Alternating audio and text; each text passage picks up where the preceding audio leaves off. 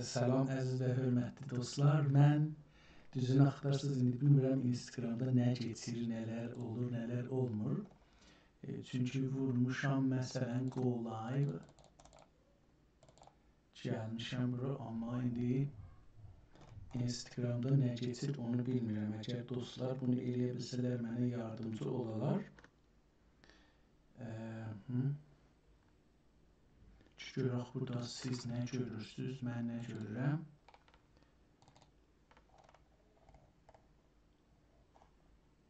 Go Live, buradan da olmadı, buradan da olmadı. Go Live with Streamlabs software.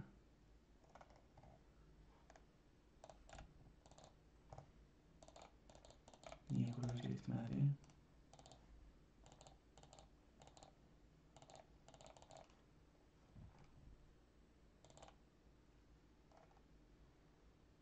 Aslında bu gerekçedeydi ama ben de onu vurdum ama. O diğer gelir. Umarım kötü olmuş olsun. Buradan bir bakıp görək ki özümüz görürük ya yox.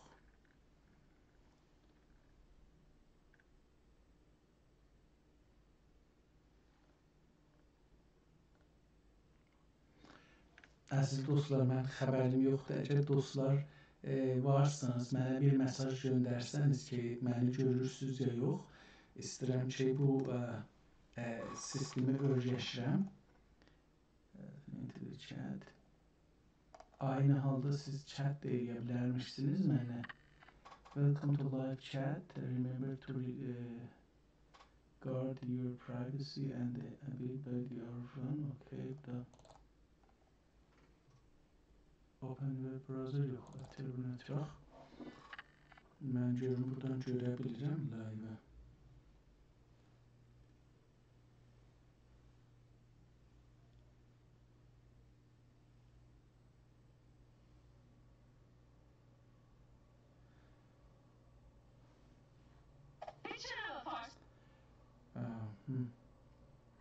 Dostlar, mən bilmirəm ki, indi live-am ya yox. Özüm görəmirəm, yəni. O işləri ki, burada dedi, onu elədim. Görək necə olacaq. Salam əziz və hörmətli dostlar. Xoş gördük sizi. Belə ki, burada yazıb, mən live indi əlan gərək ki, Instagramda olmuş olam, amma bir buradan çek eləsəm nə olar? Çek eləsəm, gələcəm burada streaming, burada YouTube'dan at destination, no. Tamam. Yəni indi gərək normalda sizlər məni görəsiz. İndi bu vəziyyətdə dostlar, bir daha salam arz edirəm. O cür ki, bilmirəm, burada yazıda gördünüz ya yox və 2-3 gün bundan öncə də bir sizlərlə bir danışığım olmuşdu. Orada da gördünüz onu ya yox. Bir yazı da yazmışdım, qoymuşdum. Onu da gördünüz ya yox. Bu günləri hamısı gördünüz ya yoxdan keçir. Mən bir dənə seri istəyirəm, bir iş başlayam. Umarım ki, xeyirli olsun millətimizə və xüsusən gənc nəslimizə. O da bundan ibarətdir ki, dostlar, istəyirəm əski kitablarımız ki, türk dilində yazılıbdır və biz türklərin dədə-babaları bu kitabları yazıblar və biz deyirik bəlkə yoxdur, onun haqqında bir proqram düzəldim. Bunun adına nə dedik ki, mühəndisiyyət cəhli. Bu günləri onun 2-0-1-ci, yəni keçən dəfəki koalisi çox azdır, heç onu nəzərə almadım, ona görə 2-0 elədim. Normalda gərək yazan 1 ya 0-1, amma burada 2-0-1 elədim, mühəndisiyyət cəhli. Dostlar, bu bəhs farsca olacaq. Niyə farsca olacaqdır? Əvvəl onu deyim, sonra davam edək. Mən görmürəm, bilmirəm ki, dostlar bir şey yazsalar da təəssüflə görmürəm.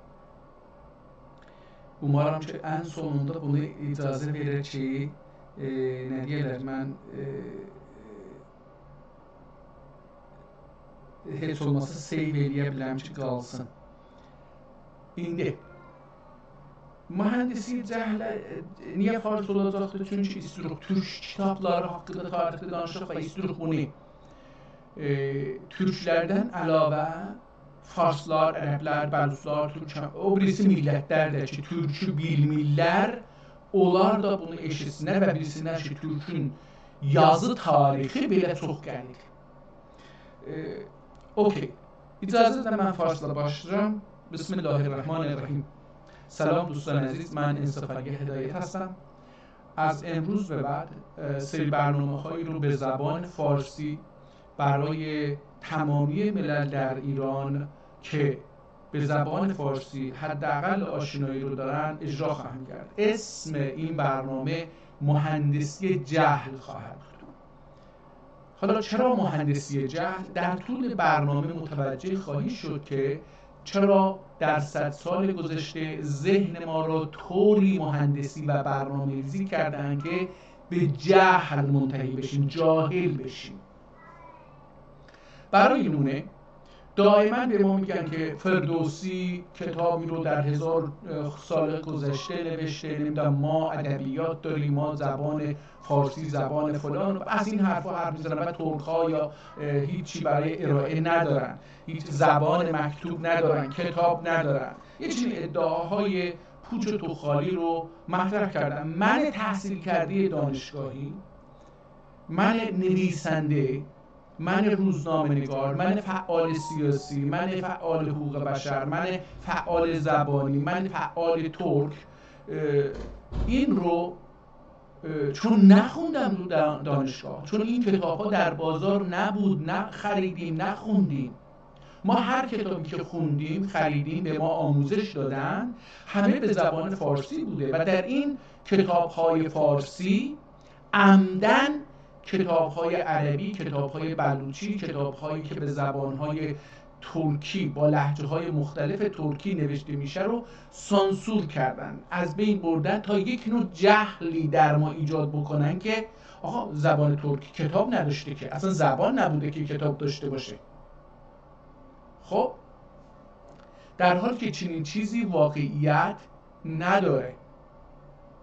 و من در زمانی که در تلویزیون گون از تیوی کار میکردم، گونه آذربایجان تلویزیاس کار میکردم، در پی این بودم که با دوستانی که با تاریخ ادبیات و زبان و کتاب‌های ترکی آشنایی دارند ارتباط برقرار بکنم، اون کتاب‌های تاریخی به زبان ترکی رو برای من معرفی بکنن، من در تلویزیون این رو معرفی بکنم تا انسان‌های بیشتری بدونن که ما به عنوان ملت ترک در 1000 سال گذشته صدها جلد کتاب در زمینه‌های مختلف نوشتیم. هیچ کس در این باره به من کمک نکرد. شاید بیش از 1-2 تا کتاب رو نتونستم معرفی بکنم، شایدم نبود، یادم نیست. الان سالها از این میگذره، حدوداً 10 سال بیشتر میگذره. ولی اخیراً من الان اینها رو هم، این سفر رو هم نشون میدم براتون. اخیراً با یک نرم افزاری آشنا شدم، با یک کانال در تلگرام آشنا شدم. نمیدونم الان این تلگرام دیده میشه اونجا یا نه. اوکی، دیده میشه. ببینید من در اینجا با یک کانال آشنا شدم به نام، اگر اینجا ببینید، الیازمالار، یعنی دست نوشته ها. من حالا تلاش میکنم که این رو یه کاری بکنم که اگر بتونم این رو یه کاری بکنم که بخشی از اوکی، نه بلد نیستم این رو.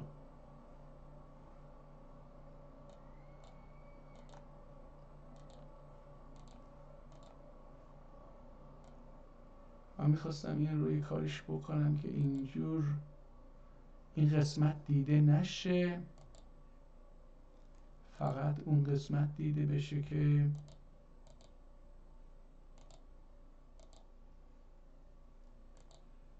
اوکی، اینجا بهتره.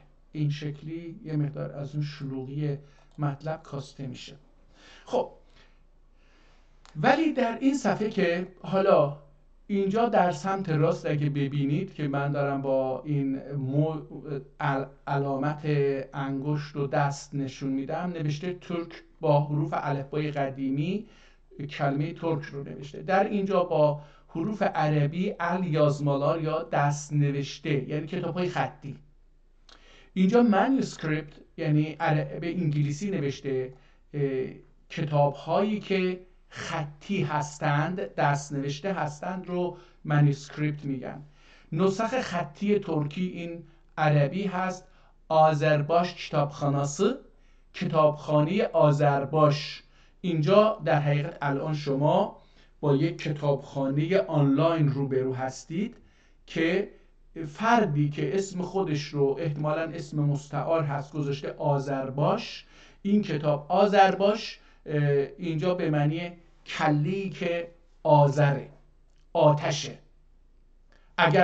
اگر آذر به اون معنی که در ایران به ما فارس‌ها یاد دادن باشه، ولی در اینجا فکر میکنم که بیشتر به معنی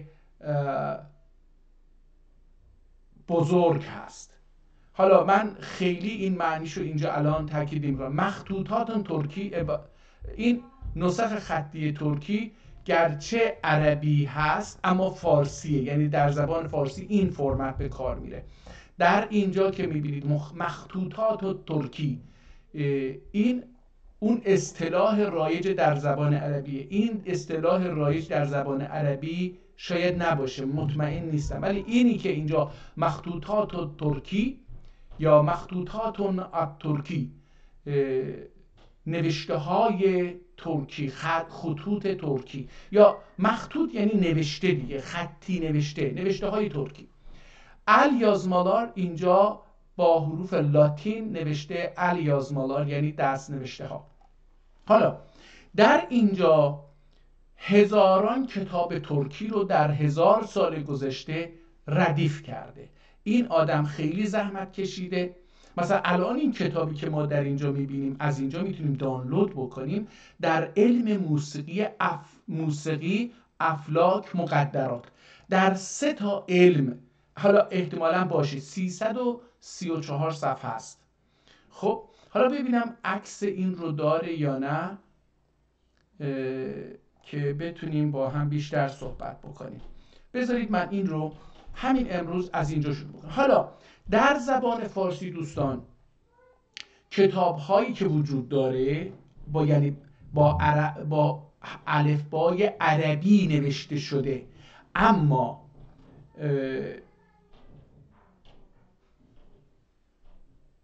به زبان فارسی هست، یعنی اون چیزی که الان میگن زبان دری یا زبان فارسی هست، معمولا شعره. استثناءً ممکنه 1-2 تا کتاب هم پیدا بشه که در خارج از شعر و غزل باشه، ممکنه مثلا در رابطه با عرفان باشه، اما در رابطه با تاریخ، در رابطه با جغرافیا، در رابطه با دریانوردی، در رابطه با نجوم یا سیارات و کهکشان‌ها، در رابطه با هندسه، در رابطه با فلسفه، در رابطه با منطق، در رابطه با پزشکی، داروسازی، زمینشناسی، شیمیایی، کیمیا لغت عربی شیمیا هست. هیچ کتابی در زبان فارسی در 1000 سال گذشته نوشته نشد. همچنین فقط یک جمله هم براتون بگم ادامه بدیم. دوستان اگر شما در هر کلمه‌ای که به زبان فارسی میخونید، هر کلمه‌ای که این حروف رو داشته باشه، من برات اینجا مینویسم ولی شما اونجا میتونید، 3 نقطه مثل ت ولی 3 تا نقطه روش هست، ث مثل ثریا. اگر یک حرفی 3 نقطه داشته باشه این فارسی نیست، یا از زبان ترکی یا از زبان عربی یا از زبانهای دیگر وارد زبان فارسی شده. اگر هر کلمه‌ای که در زبان فارسی به کار میبرید یا صحبت میکنید یا مینویسید دارای حالا بذارید من الفبا رو همینجا بیارم الان با اجازهتون.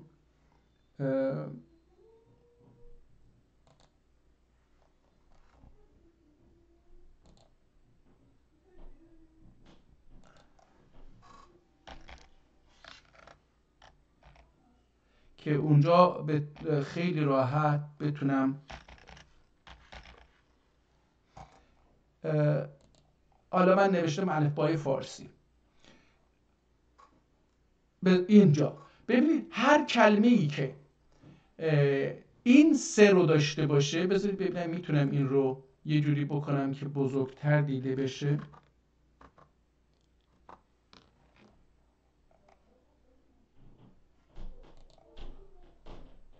اوکی، فکر کنم الان بهتر. اگر هر کلمه‌ای که این حرف سه رو داشته باشه، ث رو داشته باشه که فارسا نمیتونن تلفظ بکنن، ما ترکا هم نمیتونیم این رو تلفظ بکنیم برای اینکه در 100 سال گذشته طوری آموزش داده شدیم که نتونیم این رو تلفظ بکنیم، ولی در ترکیه و احتمالا در کشورهای دیگر ترک میتونن این رو تلفظ بکنن. این زبان میاد لای دندون قرار میگیره، ث تلفظ میشه، مثل تی اچ انگلیسی مثلا تانکیو رو تانکیو نمیگن بلکه میگن thank you. زبان تقریبا یه مقداری در بیرون از دهان قرار میگیره، thank you، و فشار هم نمیدن، برعکس اون چیزی که در زبان وقتی آموزش میخواستن به ما بدن در مدرسه در این میگفتن فشار بدید، نه این نیست، thank you. هر حرفی که این ز رو داشته باشه، دال زا رو داشته باشه، این زال رو داشته باشه، متعلق به زبان فارسی نیست، قطعا عربی یا از زبانهای دیگر اومده. هر کلمه‌ای که این صاد رو داشته باشه مثل صابون، این کلمه هم فارسی نیست و قطعا از زبان دیگر اومده، ترکی، عربی یا از زبان دیگر. هر کلمه‌ای که این ذ رو داشته باشه، زاد، این اسمش زاد هست، خودش ذ هست ولی اسمش زاده. هر کلمه‌ای که این زاد رو داشته باشه هم فارسی نیست و عربیه. هر کلمه‌ای که این ت رو داشته باشه، ظاهر، این هم مثل طاهر، ما طاهر میگیم اما ظاهر مثل د تلفظ میشه، تقریبا نزدیک به د هست. این هم عربی یا از زبانهای دیگر اومده.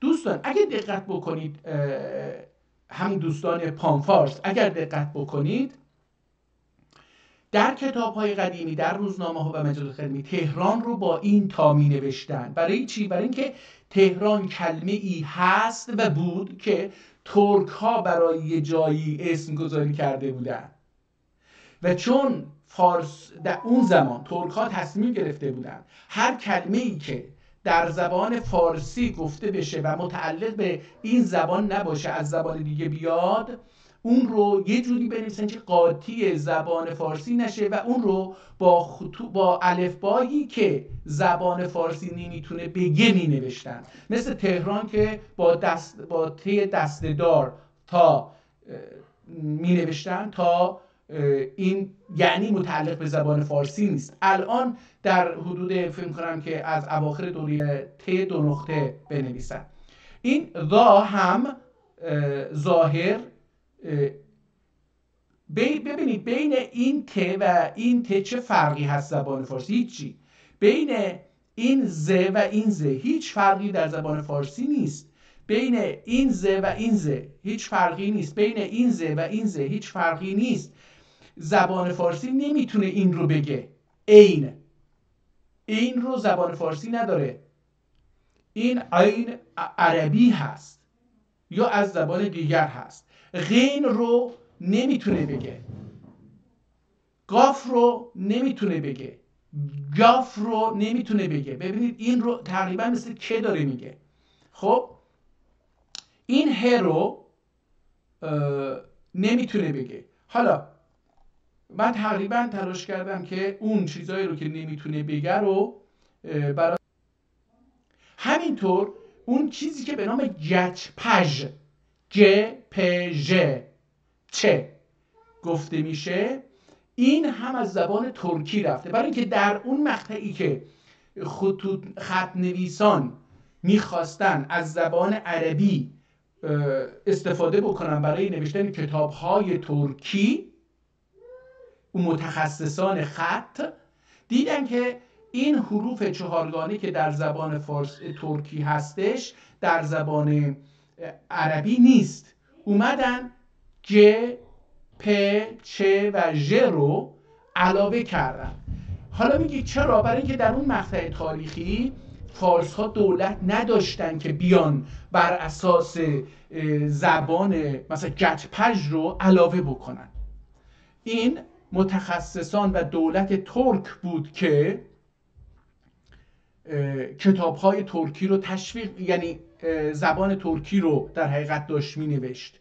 ولی چون ما در این 100 سال گذشته هیچ چیز در رابطه با دولت‌های ترک، تاریخ ادبیات و نوشته و مخطوطات یا کتب‌های دست نوشته و الیازما کتابلار نخونده ایم و ندیده ایم، چنان جاهل شده ایم، چنان تو جهل غرق شده ایم که فکر میکنیم دولت‌های ترک اومدن زبان فارسی رو نوشتن. اگر ببینید با اگر شروع میکنم، اگر فردوسی در زمان غزنوی ترک بخواد یک کتاب بنویسه و اون گچپژ رو که زبان عربی نداشته بخواد بنویسه، ببینید خود زبان عربی، حالا از اینجا بیان، خود زبان عربی تا 400 سال حدوداً از اسلام تا 400 سال، یعنی تا حکومت ترک ها، دوره آغاز امپراتوری ترک ها، خود زبان عربی نقطه نداشت یا خیلی زمان محدودی رو دارای نقطه شده بود. در نتیجه حروفی که روشون نقطه هست مثل حروف بی نقطه نوشته میشد.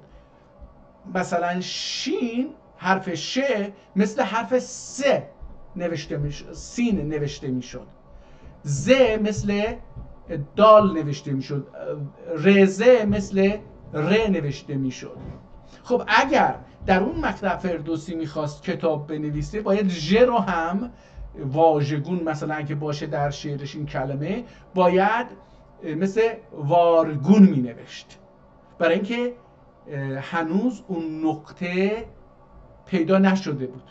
حالا ولی از زمانی که دولت ترک ها اومدن رو کار کردن، البته فکر کنم که نقطه از دوره عباسیان، دوره هارون الرشید و اینها، معمول اینها بیشتر روی این تحقیقات انجام شد و اینها به وجود اومد. ولی من چون تاریخ شناس نیستم، در مورد تاریخ خطم اطلاعی ندارم، در این مورد صحبت نمی‌کنم. ولی اینطوری میتونم بگم که اگر عرب ها هم، معمول اینها هم در اون مقطع تاریخی هم یک کاری روی زبان الفبا انجام داده باشن، ربطی به گچپژ نداره. گچپژ رو در دوره ترک ها به الفبا علاوه کردن تا بتونن کتابای ترکی رو بنویسن. حالا ما این رو همونطور که عرض کردم در زبان فارسی فقط یک فردوسی هست که میگن، من قبول نمی کنم، میگن که 1000 سال پیش فردوسی یک کتاب نوشته به نام شاهنامه و به زبان دری که خیلی شبیه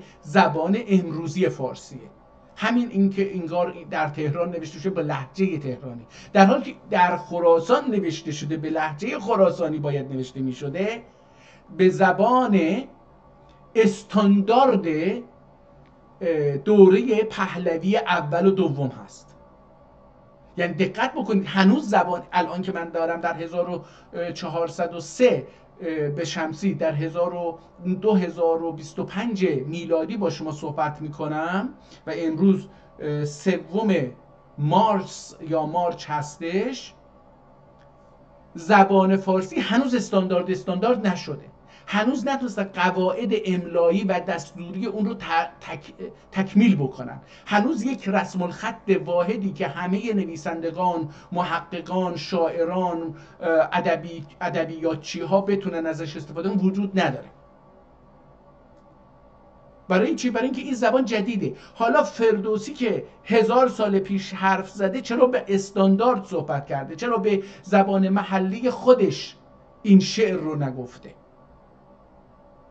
و چرا اگر برای غزنوی گفته، محمود غزنوی این شعر رو به فرمان ایشون سروده و پول گرفته یا نگرفته، چرا به زبان ترکی نگفته؟ مثلا محمود غزنوی فارسی رو میخواست چیکار؟ مثلا شما فکر بکنید که الان هیچ کدوم شما چینی نمیدونید و یه آدمی براتون به زبان چینی شعر بخونه و شما فکر بکنید که حالا اینقدر برین واش شدیم، این مغز ما رو شستشو دادن که یه استاد دانشگاه در ترکیه میاد در تلویزیون میگه که وقتی که محمود غزنوی شنید که این شعرهای آهنگین درام دام دام درام دام ریم دام درام رام رام رام رام سربازا رو به هیجان در میاره، اومد گفت باشه این شعر رو برای من، این کتاب رو برای من بنویس و من برای هر کلمه اینقدر سکه میدم مثلا.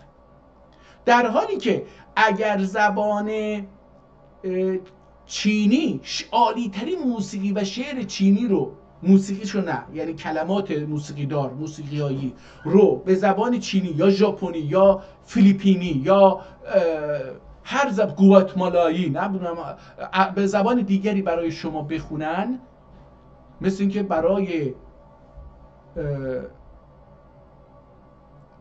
نمیدونم یعنی چی، برای یه حیوان داریم ما مثلا فارسی میخونیم، اون حیوان چی میفهمه از این زبان فارسی؟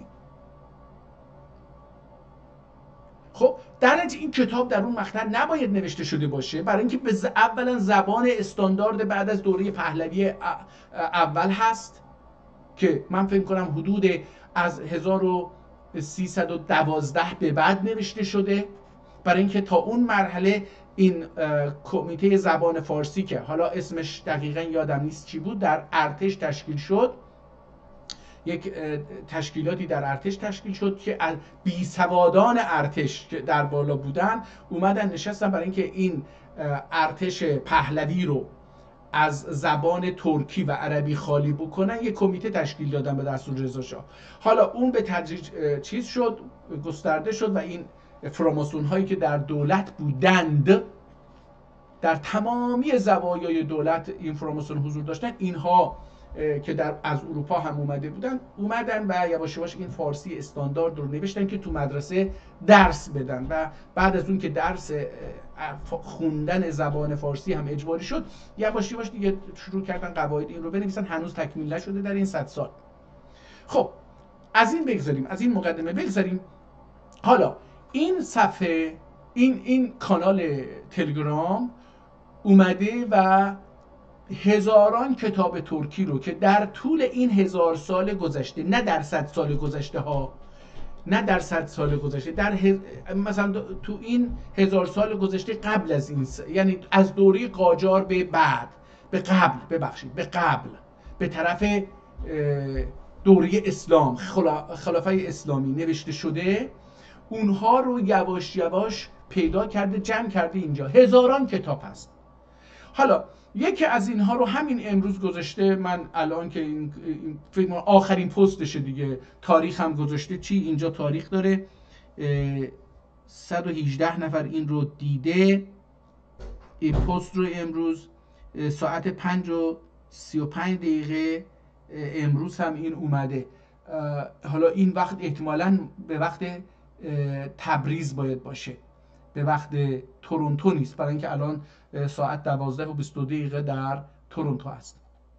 خب در اینجا هزاران کتاب هست. من این کتاب رو قراره در این برنامه مهندسی جهل روی کتاب‌های ترکی در زمینه‌های فلسفه، منطق، عرفان، فقه، حقوق علاوه بر فقه هست، موسیقی، نجوم یعنی کهکشان‌ها، آسمان و هر چی در آسمان می‌بینیم، کیمیا، شیمی، ریاضیات و هندسه و جبر و مثلثات و اینها، ادبیات، لغت شناسی، زبان شناسی، مقایسه لغت‌ها، شعر، داستان، موسیقی، هر چیزی که در این رابطه هست دعا، جادو، جنبل در رابطه و به زبان ترکی اینها رو برای شما،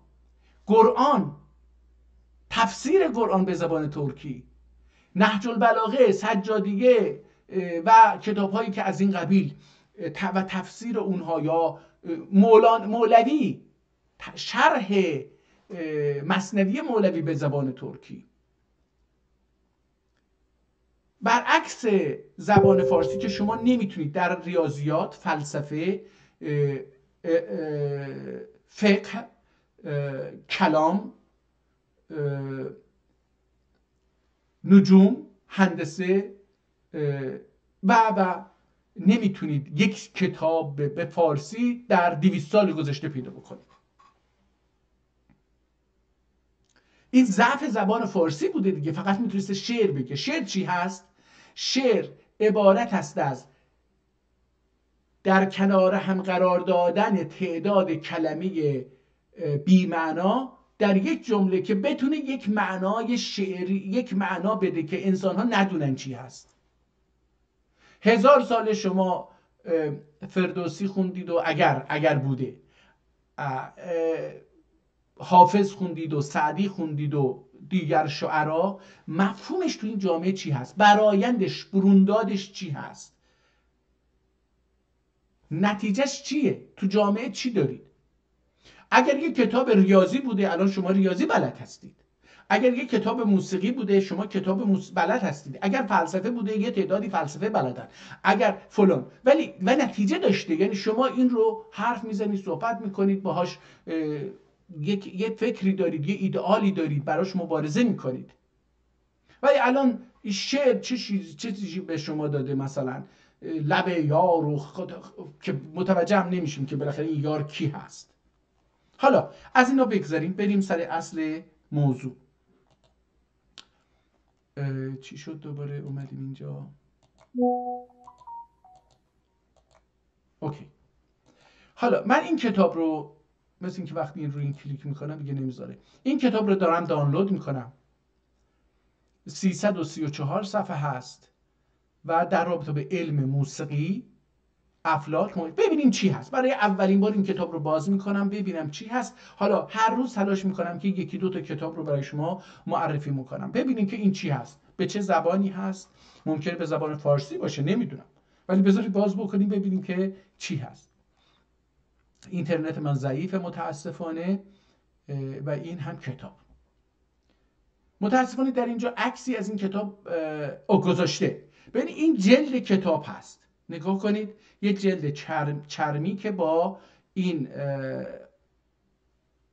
تلیس گونی، با پارچه گونی هم این حاشیه‌اش رو دوختن به هم. ظاهرا دو تا کتاب باید باشه که یکی در اینجا یکی در اینجا، اینجا گذاشتن. این هم صفحه اول و دومش که نقاشی رنگی داره و کتاب از اینجا شروع میشه. این قسمت ها ببینید ظاهرا از حروف نمیدونم این چیزایی که در دعانویسی نه، در تقویم قدیمی یا در نمیدونم محاسبه نمیدونم این طالع‌بینی، در طالع‌بینی از اینها استفاده میکنن، احتمالاً مربوط به اینها باشه. مثلا این 345 چی هست، 321 چی هست، 040 چی هست، نمیدونم، من اینها رو نمیدونم. اینم نفسم فرنگی یا چی تقسیم فرنگی هست چی، احتمالاً به هر حال یه عددهایی رو اینجا گذاشتن. کسی که این کتاب رو نوشته یا بعداً خریده و این حاشیه رو براش نوشته اینجوری دیده. حالا اینجا این کتاب رو همینجوری که من نگاه میکنم به نظر میاد ترکی هستش. حالا بذار ببینیم کتاب یه چیزی در بارهش هستش. دیدی ای هاشمی، بذارید ببینم من میتونم اینو بزرگش بکنم که بتونیم این رو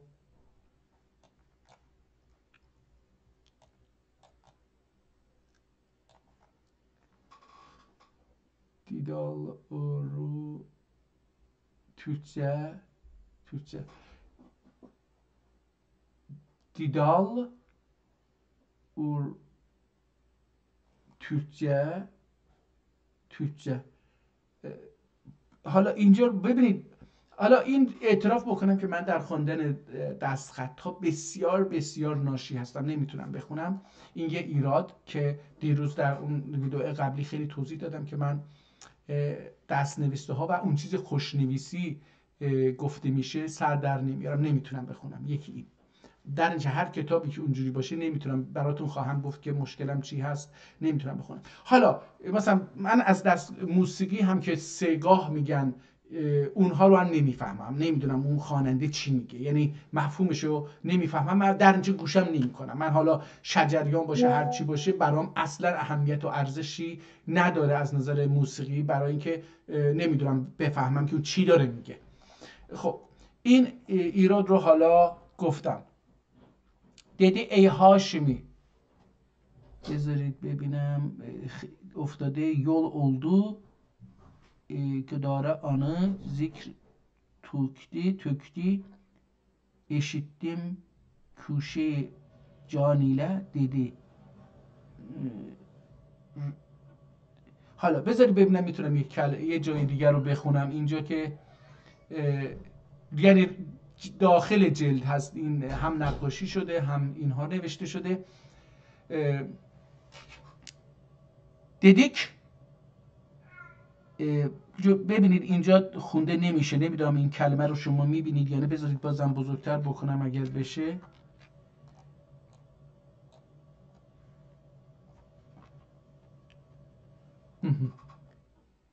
دیدیک nece nade olsa hol dahi gece havait eklenden. بذارید ببینم جای دیگه میتونم یه خطی رو بهتر پیدا بکنم. اینجا شعر ظاهرا ایکل adının من در ایکل kökül göl yürek könül مثل könül kökül adının söyleme nadanlar ile. Ey kökül adının söyleme nadanlar ile. İhtilat eyleme، اختلاط، این باید ت باشه. یه نفر این رو نوشته به د تبدیل کرده یا بعداً اضافه کردن، این اختلاط نیست، اختلاط باید باشه. اختلاط eyleme bir lehze آخر ziyaniler ile. Ziyanlar ile. Ziyanlar, burada da اختلاط eyleme bir lehze ziyanlar ile. ببینید این کتاب، بذارید ببینم حالا در صفحات بعدی اینجا چی هست.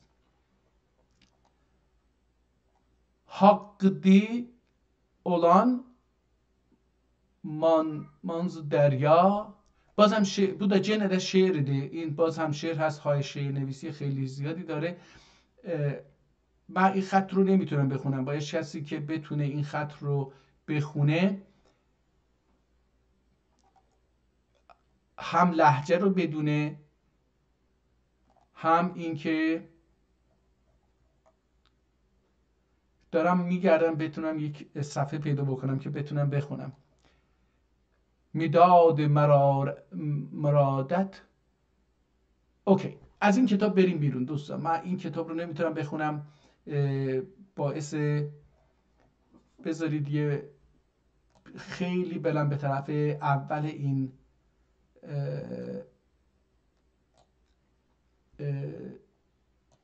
کانال و کتاب هایی رو پیدا بکنم که خودم هم بتونم بخونم اینها رو. رباعیات عامل الدین اردبیلی.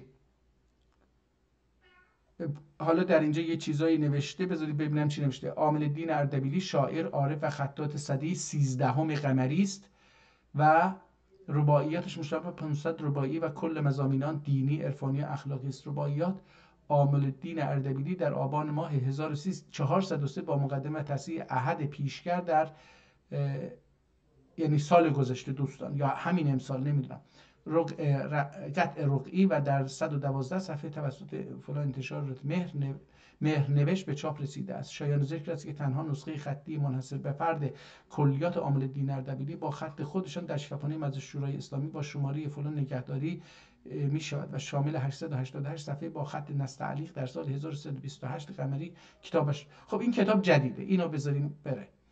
این کتاب جدید هست.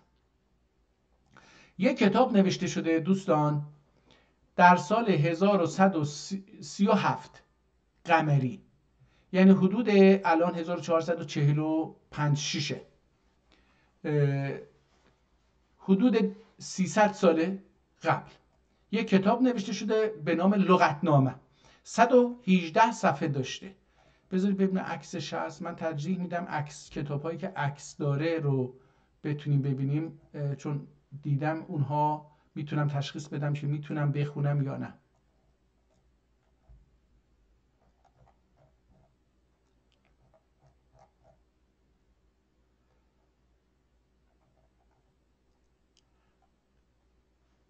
مثلا منظومه خسرو و شیرین شیخی 386 صفحه نوشته شده. حالا بذارید برم اگر یه روزی برگردیم. حساب فلسفه. این چیزی که جالبه. بذارید اینو دانلود بکنم. این کتاب اگر بتونم بخونم خطشو براتون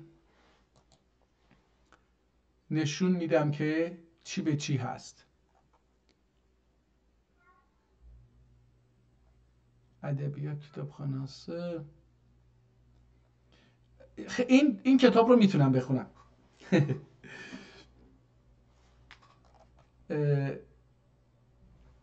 یه ذره اینو بزرگش بکنم که هم شما بتونید راحت ببینید، هم اینکه من بتونم راحت اینو بخونم.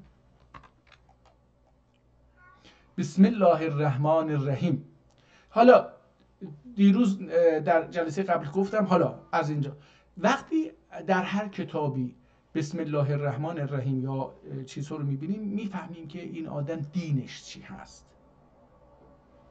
حمد، سپاس و شکر بی قیاس و بی پایان اول خالق کون و مکان و صاحب جود و احسان حضرتlerine سزاdır ki lütf و inayeti اعراض ile تعطیل etmeyip aksi محض افضل وجودی ile muamele buyurarak اربعه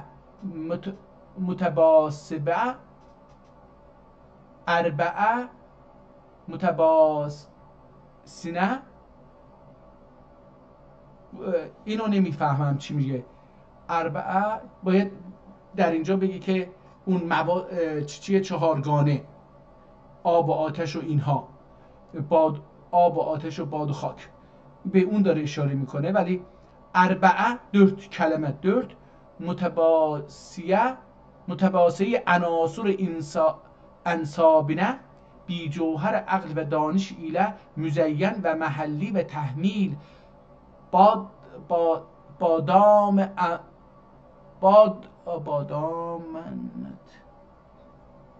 یاد امانت کبرا جمله مخلوقات üzerine مکرم و اعلا ادب کرم و احسان بی حسابینه مستعید. و ببینید دوستان، این کتاب ترکی هست. به هر حال به خاطر اینکه زبان عربی بسیار در زبانهای اسلامی، در همه زبانهایی که همه ملت‌هایی که زبانشون به غیر از عربی هست خیلی نسوخ کرده، برای اینکه اولا میخواستن عربی رو بفهمن. وقتی هم این کلمات عربی رو در زبان خودشون میارن، یعنی معنای اون زبان عربی رو داخل زبان خودشون میکنن. زبانها مثل انسانها گارد نمیگیرن، یعنی دیوار نمیسازن در مقابل دیگری. هم به زبانهای دیگه قرض میدن، هم قرض میگیرن، هم هدیه میکنن، هم هدیه میگیرن از زبانهای دیگه، و این بد نیست. در اون مقاطع هم نمیگیم که حتی فارسی هم مثلا از ترکی یا عربی گرفته بده، نه. منتها ببینیم که مثلا چقدر اینها از همدیگه تأثیر گرفتن.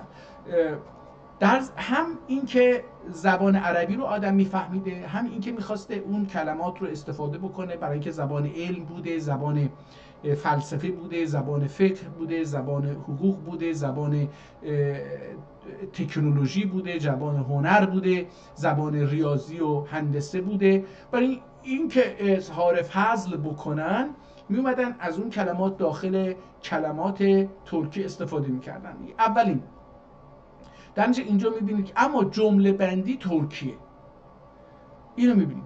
حالا بعضی از کلمات در زبان ترکی دو نوع نون داریم که اخیراً کشورهای اسلامی، سازمان کشورهای اسلامی اومد و این 34 حرف ترکی رو به رسمیت شناخت. یکی از اونها نون غنه هست که در قرآن هم وقتی این رو آموزش میدن میگن که نون غنه چی هست.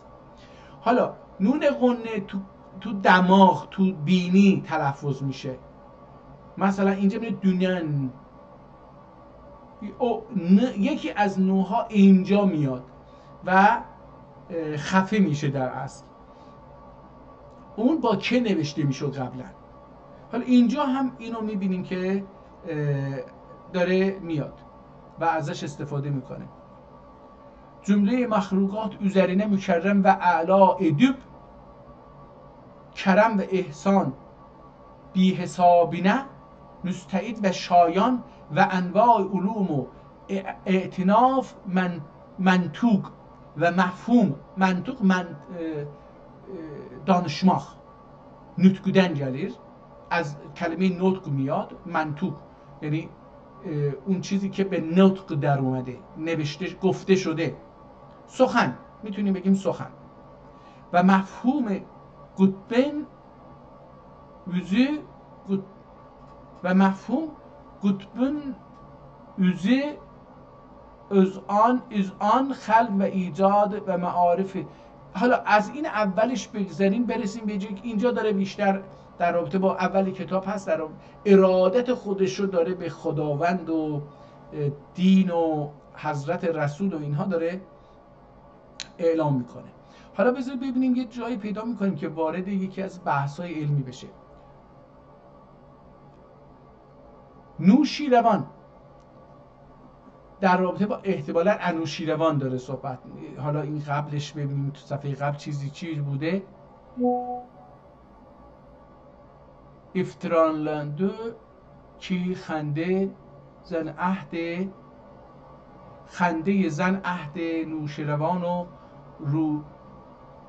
رولجده متاع معارف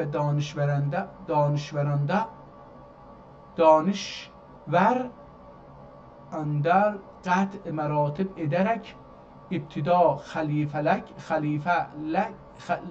لن و بعدهو عرب زده و بعده خاجه تانلن خاجه ثانیلن خانج ثانیلن ایله کامیاب olup بر منطوق قانون.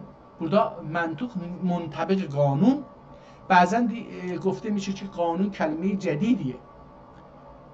دوستان این که میگن قانون در دوره مشروطه یا که قبل از مشروطه نوشته شده، گفته شده، اینجا دارید میبینی که 300 سال قبل داره از قانون حرف میزنه. قانون نامه همایون حسب الطاقه تعلیم یا الزاقه احتمالاً حالا نمیدونم و تدریس علم هندسه. دوستا این کلمه خیلی جالبه. اینجا رو نگاه بکنید. دوستا الان ما در زبان ترکی وقتی میخوایم بنویسیم، در زبان ترکی و فارسی که با حروف الفبا نوشته میشه، صداهای کوتاه رو نداریم. ا ا او اینها رو نداریم، نمیتونیم با حروف نشون بدیم. در نتیجه همیشه زبان فارسی و ترکی رو غلط میخونیم، برای اینکه اون زبان عربی، عرب‌ها خودشون کلمات رو میدونه که این با ضمه خونده میشه مثلا او، با فتحه خونده میشه ا، با زیر خونده میشه ا. اما در زبان فارسی چون لغت ها از عربی یا از جاهای دیگه اومده و فارس زبان و ترک زبان نمیدونه اون لغت اصلش با چه حرکاتی صداهای کوتاهش چی هست، نمیتونه اینها رو برسه. حالا در زبان ترکی ما ترک ها وقتی با زبان عربی می نویسیم میایم صدای ا رو با ه مشخص میکنیم و ا میخونیم. این رو اینجا هنده ه رو نگاه بکنید، اینجا هنده سه باخن ه آخر، هندسه اراده ه آخر، سنده اراده سینده. حالا ای نداره، اراده سینده این باید تو نوشته بشه دیگه. سینده علوم ریاضیه نین، علوم ریاضیه نین موقوف علیه سسی اولان فن حساب ده. حالا میگه که در ریاضیات فن هنری هست، فن به مفهوم هنره یا یه شاخه از حساب هست. فن حساب ده السنه گوناگونی ده، ببینید ه نوشته میشه، کتب و رسائل مشاهده علومش. حالا اینجا ببینید یا اینکه این علومش یا این او علومو او اوش یا الان به زبان ما اضافه شده در قرن اخیر، یا اینکه قبلا این رو تون ترکی بوده میگفتن مثلا انسان ها میفهمن دیگه، حالا همینجوری بنویسیم. همونطور که یه رو ا رو ا و یه رو هم ای رو هم خیلی وقتا استفاده هندسه و اراده سینده اینده نمی نویسه. احتمالاً او رو هم اینجا در علومش نمی نویسه، نمیدونم علتش چی هست. حالا آدم این کتاب رو بخونه بعد اینها رو مقایسه بکنه، خیلی جالب خواهد بود. و هر birinin burada اینجا که اینجا دارید میبینید دوستان، این که نیست، این نون غنه هستش که اینجا میاد در دماغ هست. olunmuş و her birinin meslek iş ve raftarları görülmüş. حالا ببینید در اون مقطع بازم گفتم که و گ خیلی فرقی نداشته با هم، یعنی انسان ها خیلی توجه بهش نمی کردن که روش کشیده بذارن بشه görülmüş körülmüş yazır. Hala eğer körülmüş okusaq kör olmuş da olabilir, yani kur şude fenleri görülmüş ise de bazısı ameliyatı ihtiyar ile اتیان، اگر سهو نکنم اتیان میشه الگترماخ. اتیان براهینیدن، براهین برهانın cəmidir. Rəhmətli Rıza Bərahənini deyirdilər. Bərahəni deyil, Bərahinidir. O da Bərahinidən zuhul bilmirəm nədir bu kəlməni əslən və bəzisini بهان احتمالا bunu da okuyabilmirəm nədir və qəzaya iradi ilə tərk usul etmiş. Qəsdimiz bu deyil ki bu kitabı oxuyan məni eləyək ya مثلا قدیم türkünü düşünək. قصد من در اینجا این نیستی که بیام کتاب براتون بخونم. قصدم بر اینه که بگم یک کتابی بوده 300 سال قبل نوشته شده با این خط زیبا به زبان ترکی و در رابطه با علوم مختلف. حالا مقدمه اینجا اومده، مقدمه تازه به اینجا با حرف قرمزم با مداد قرمزم نوشته که مشخص بشه. من یادمه من اون زمان که طلبه بودم استاد ما خدا بیامرزه در یک مدرسه در تبریز درس میخونیم خدمتشون، ایشون هم یک چند تا مداد داشت، به دهنش به آب دهنش میزد و مثلا این قرمز رو مینوشت که مشخص بشه داره یا بحث دیگه شروع که. اینجا در رابطه با علوم ریاضی داره صحبت میکنه. شما یک کتاب پیدا بکنید که در زبان فارسی در رابطه با ریاضیات بتونه با الفبای عربی بتونه در رابطه با ریاضی بنوشته باشه به زبان فارسی. علوم ریاضیeden bir cezi olan eşhur risale ایشو رساله، ایشو این. الان در Türkçe میگن şu. Bir mukaddeme ve 12 babı her biri neçe mebahisi şamil ve mukaddeme dahi ilmi riyaziyi tarif ferzinden ve ferzinden 11'incisi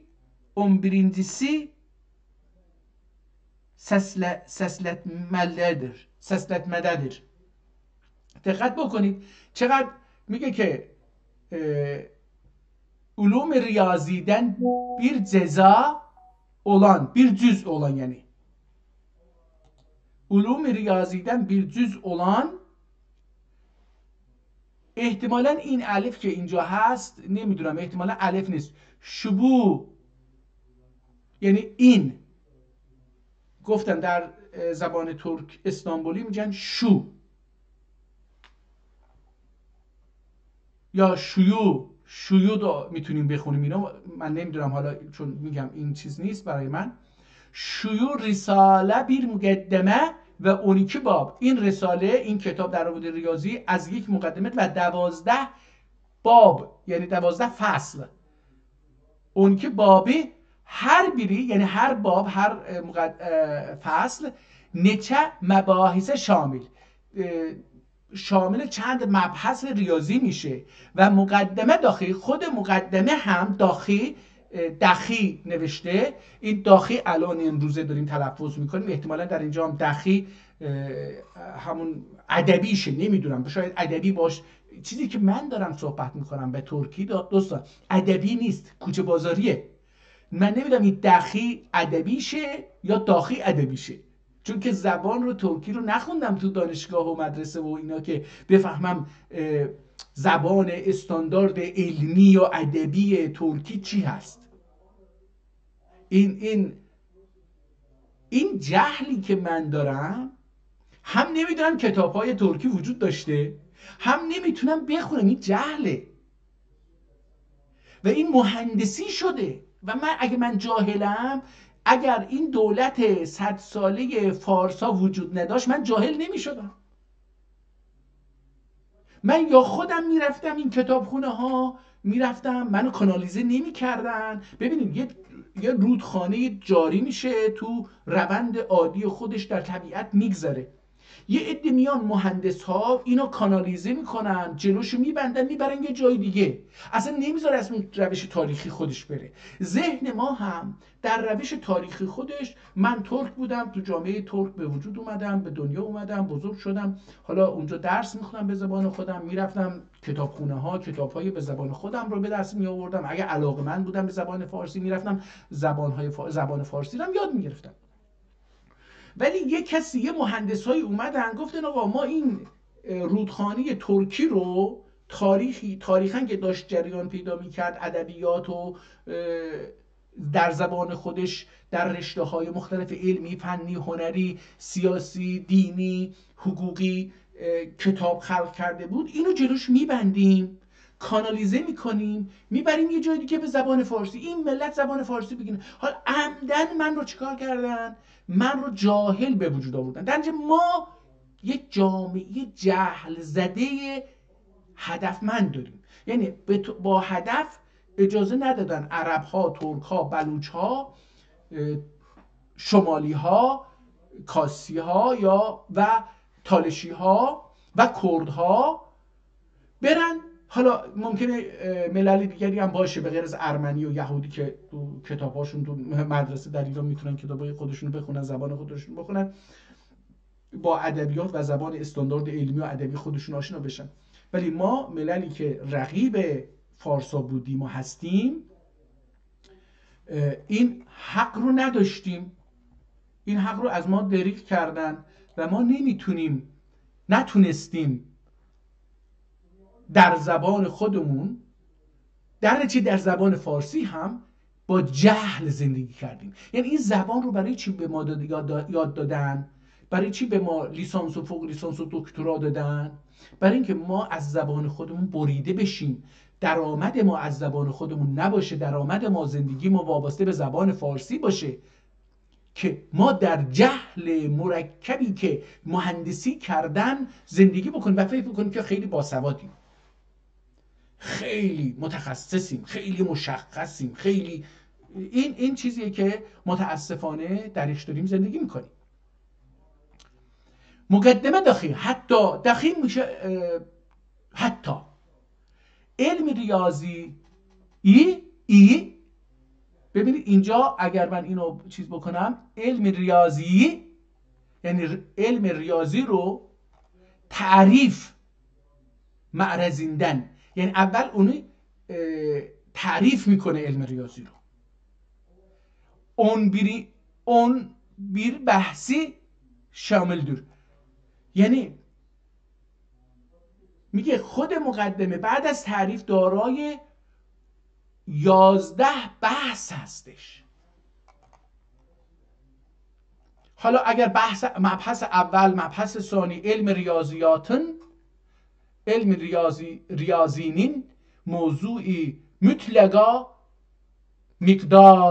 miktarın mesahesidir. ببین یه تعریفی داره میده از علم ریاضی، میگه موضوع علم ریاضی، اون چیزی که علم ریاضی درباره اون بحث میکنه، مطلقاً یعنی بدون استثناء، هیچ استثنایی نه، مطلق، miktarın mesahesidir. Varlığın ölçüsüdür. Çok güzel. Sani اعداد خطوط و سطوح و حالا داره تعریف میکنه. اول میگه که ریاضیات چیه؟ اندازه‌گیری مساحت مقدارهاست، هستیه، بگیم اینجوری. ثانی دومی چیه؟ اعداد خطوط و سطوح و عرضه و اسکال ve süratler misallü tezayüd ve tenagüse kabiliyeti olan meknunanın cümlesine miktar baxdu kemmiyet yaxud kemmiyet itlaq olunub her bir növ miktar ki dahi vahdet məxsusəsi vardır ki na ittifaqən ixtiyar yaxud tədavül istimal həsəbilə təyin olunur. Məsələn, cəfr. Baxın, görürsünüz. Cəlil tərif edir ki, حالا میاد تعریف میکنه که اعداد ریاضیات در مرحله دوم چیکار میکنه؟ مبحث اولش اینه، مبحث دوم که اعداد خطوط خطلری که به ادبی نوشته میشه، عربی نوشته میشه، اون رو میگه. اما عربی 1 2 3 4 و سطوح، سطح هر چیزی، سطح این میز، سطح پوست من، سطح صورت من، سطح سر من، سطح بدن من، سطح این یه میله آهنی، سطح یه تلفن، سطح اینها رو ما اسگال و سنگینی و سرعتی. احتمالاً کلمه سرعت عربی هست، وارد زبان ما هم شده. البته خیلی از کلمات مثالو تزاید،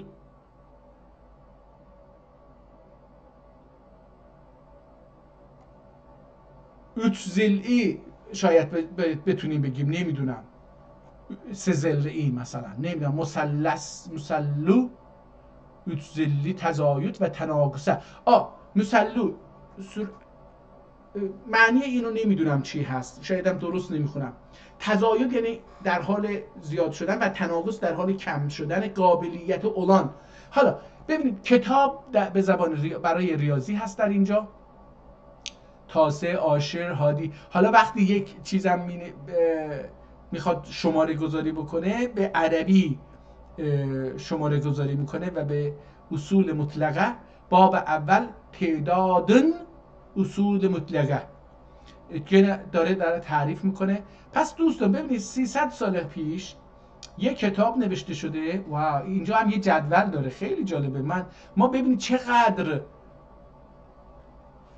اسامی، رقم، اسامی، رقم، اسامی، رقم، اسامی. 10 11 احتمالا در صفحه قبل تا اینجا ببینید اینجا اومده گفته که بذارید ببینم silsile غیر mütenahiyenin evvelki tüqud ədədlərinin her biri bir vechhani bir alametle bazı yani ارقام 1 2 3 میگه که برای اینکه یه چیز رو بشمریم یه ارقامی براش ایجاد کردیم، یه چیزی براش ایجاد کردیم که اون رو با اون با این الف حرف که نگاه کنید با حرف با علامت قرمز یک نوشته زیرش ببینید ای رو ننوشته دوباره اینجا احتمالاً بر گفته می شده نمیدونم.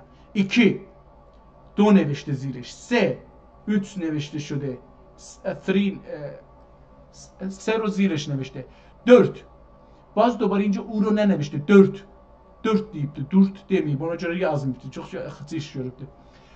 اینجا 4 زیرش نوشته 5 5 نوشته زیرش 6 نوشته 6 yazıbdı A yazmayıbdı 7 biz 7 الان دیروز تشدید دیروز دیگه. حالا ما وقتی میگیم 7 حرف دال تشدید داره 2 بار گفته میشه در حالی که در اینجا 7 گفته شده در ترکیه هم الان 7 گفته میشه.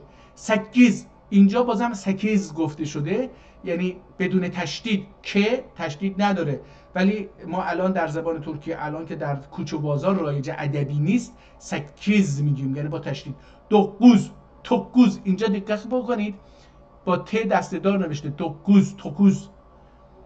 البته احتمالاً این مربوط به یه لهجه یه منطقه‌ای هم باشه حالا اینو باید دید که این کتاب در حالا در اینجا از 9 به بعد رو اومده گفته چجوری 10 11 12 13 14 15 16 17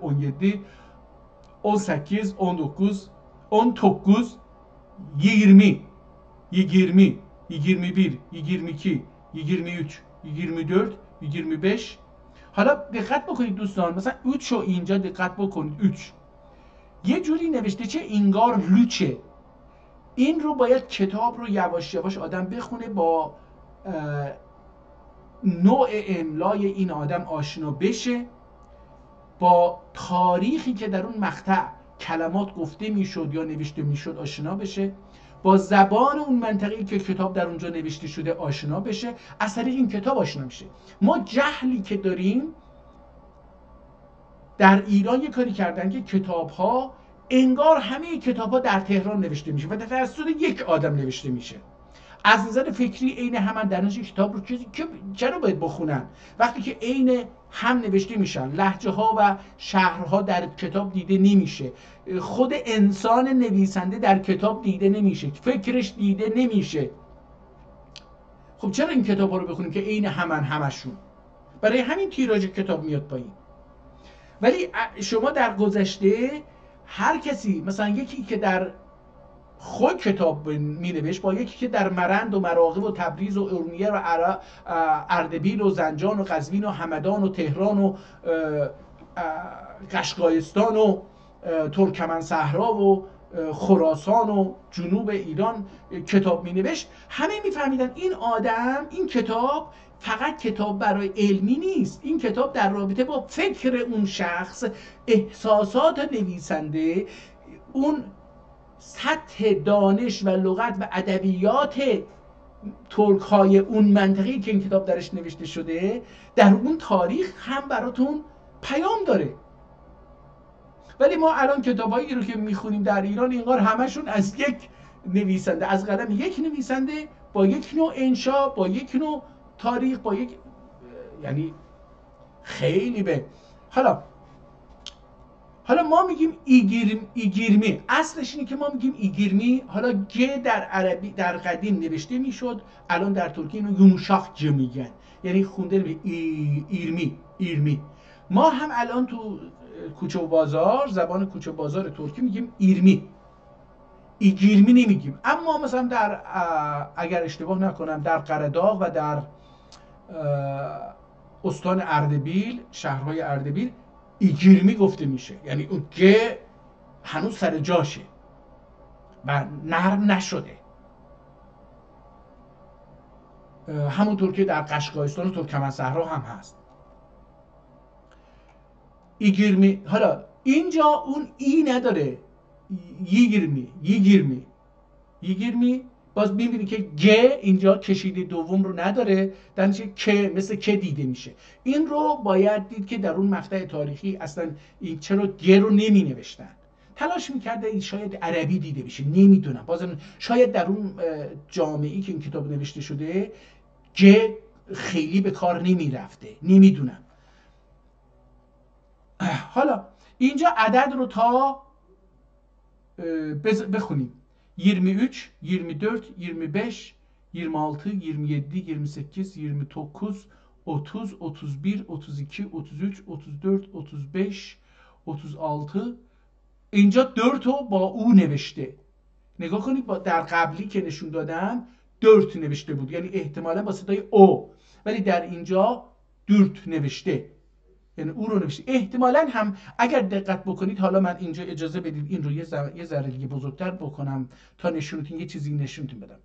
ببینید احتمالاً اگر این خطا رو نگاه بکنید همه رو مقایسه بکنید، این واو رنگش متفاوته، خیلی پررنگ تر از بقیه است.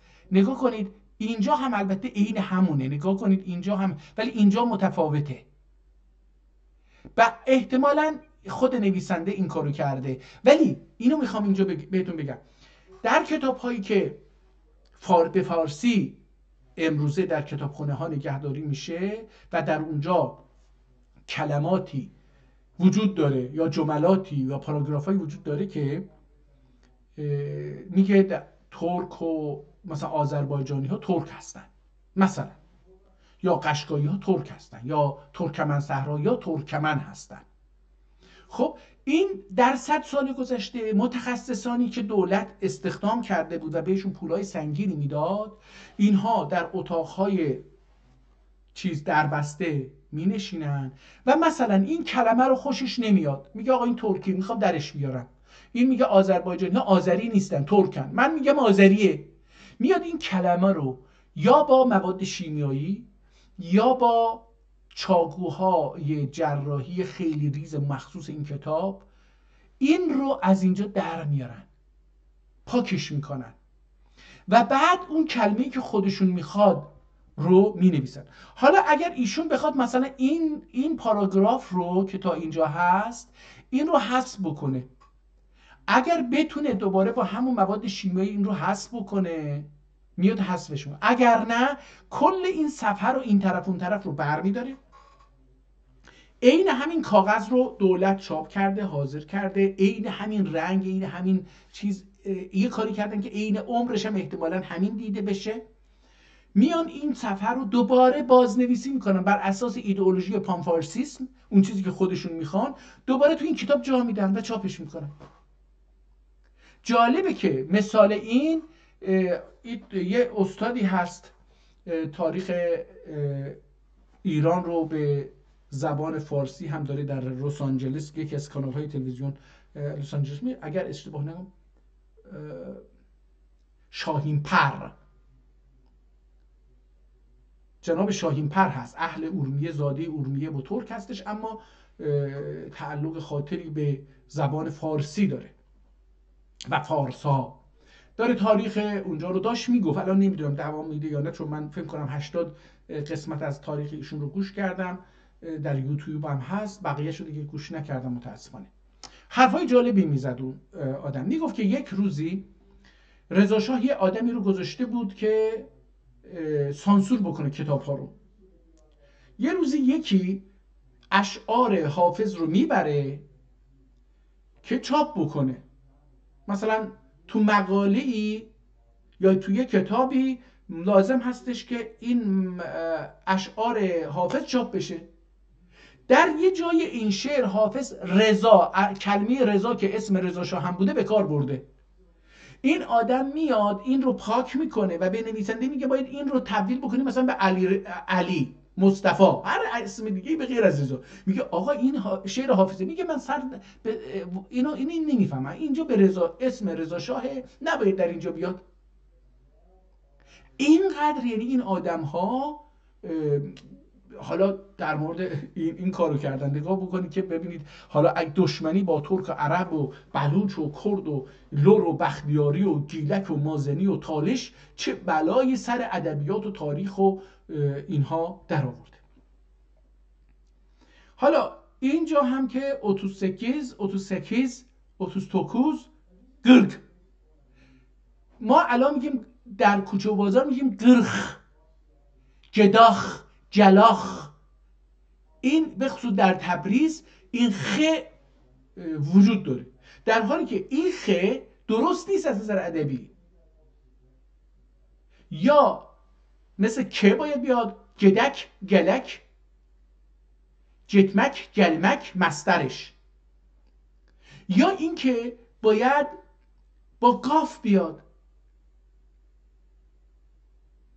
نمیدونم، حالا من باز زبان شناس نیستم، اینجا فتوا نمیدم که اینجور. اما اینجا ببینید به جای اینکه بگه گرخ گفته گرگ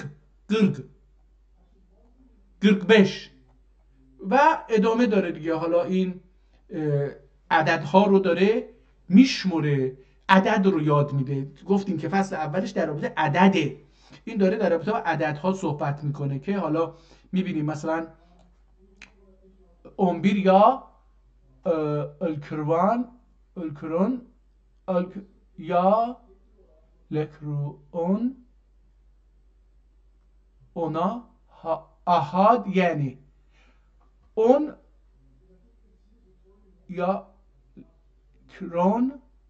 نمیدونم این چیزی جوری خونده میشه. اینجا یه دندانی هم هستش که احتمالاً دستکاری شده یا خود نویسنده کار کرده. اون احاد یعنی عشر واحد، اون ahad yani aşırı vahid 11 den hadis olduğu meselü on aşırı ettin, on aşırı ettin dahi bir vahid جدیدی. اون یعنی ادبیشو مینویسه بعد میخواد توضیح بده که این یعنی چی. اون اشرتن،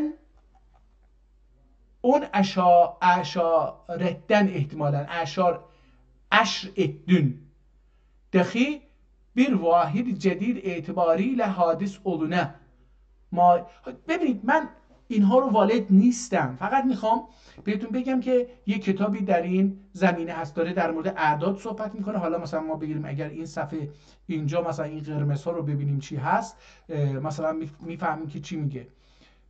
مثلا من اینجا اگر 5. takım مخزن و 6. takım hal Mısır ve 7. takım Gebe ve 8. takım Define ve 9. takım مغرب. ببینید مثلا من اینا رو نمیدونم، اینها چیزای ریاضیه. میگه مثلا من نمیدونم تاق یعنی چی. یعنی این داره در رابطه با یه چیزی صحبت میکنه که 6. تاق، 7. تاق، 8. تاق، 9. تاق و هر کدوم یه چیزی داره. مغرب و 10. تاق مال dünya غیر تعبیر olunur مثلا. ببینید یعنی اینجا داره در مورد یه چیزای اعداد صحبت میکنه که متاسفانه من بی سواد جاهل در این زمینه نمیتونم خطشو خوب بخونم، نمیتونم علم ریاضیشو درک بکنم، برای اینکه عمدن مهندسی کردن که ما نفهمیم. اما بریم یه ذره جلوتر ببینیم که اینجا یک مطلبی رد شد، مثل اینکه فصل دقیق ضرب olunub. او در رابطه با ضرب هم داره صحبت میکنه مطلقا بر عدد صحیح. یالکن بود علمده عبارت دور سخت عوض شد، یه مقداری خطش عوض شد. اگر دقت بکنید خط قبلی با این خط خیلی عوض شد. مثلا در اینجا داره در مورد ضرب صحبت میکنه و اینها رو ضرب میکنه. نگاه کنید که نشون بده چی به چیه. داره در رابطه با ضرب و اینها صحبت میکنه. اینجا احتمالاً داره در مورد گاچکره ما الان میگیم کاچکره در ترکیه میگه این گاچکره ter ölüne bölür ise neçə tərəfə میتونه چند بار میتونه تقسیم بشه. نگاه کنید 42 تقسیم بر 7 7-yə böləndə əvvəlki tərh olunub. Əvvəl ədəd gərək xaric, bu ədəddə danışır, xaric. İkinci tərh qismət olub bu məhəllidə. Bu məhəllidə یعنی دقت ببینید در رابطه تقسیم داره توضیح میده که چه اتفاقاتی داره میفته. ببینید پس در زبان ترکی یک کتاب پیدا کردیم که داره در رابطه با ریاضی صحبت میکنه. من حالا تلاش میکنم که ببینم در غیر ریاضی هم داره صحبت میکنه. اون البته کتاب گفت فقط در رابطه با ریاضی و اینا خواهد بود. بذارید بازم بریم جلوتر ببینیم که هنوزم داره در رابطه با تقسیم عدده Naksimi murad ölünsə ki istixrac ölünə 5 ədəd 77 ədədə təqsimi اگه مثال olur اگر عدد 5 رو به 67 تقسیم بکنیم دقت بکنید 5 رو به 67 تقسیم بکنیم واو تقسimi murad ölünsə ki istixrac ölünəcək xarici qismət səhihindən 10.000 cüzdə 1 cüzvü تفاوتی ölə پس 5 عدد اود یعنی از حوصله درک ریاضی من خارجه من ریاضیم این همه چیز نبوده که آدم هایی که کسایی که در رشته ریاضی هستن این کتاب براشون خیلی مهم خواهد بود. اینجا هم یک جدول هست بذارید ببینم در مورد چی هست اگه فقط بتونم بفهمم که جدول derecede اعداد اولیه استخراج mümkündür. Lakin bu məhəllidə ədədindən 20 müməyyiz 17 ədədi əsməvarınca əsəm yəni kim budur? Ədədi qong. Əsəm ədədi qonga varınca olan اعداد اولیه‌ləri حاوی bir جدول الحاق olunmuş مناسب. ببین یه جدولی در رابطه با اعداد اول نمیدونم چیه من ریاضیم خیلی ضعیف بود در مدرسه هم تنبل شاگرد تنبل بودم ولی در یه جدول گذاشته در رابطه با این ادامه داره جدول در اینجا قاسم مجردن تعداده او بود اینم که داره واو من نمیفهمم اینا رو اینا ریاضیات خیلی هم عالیه دوباره خطوط فرق کرد آدم یه زمانی مثل من که معمولا خیلی کتاب جالبیه دوستان یعنی از نظر نگاه بکنید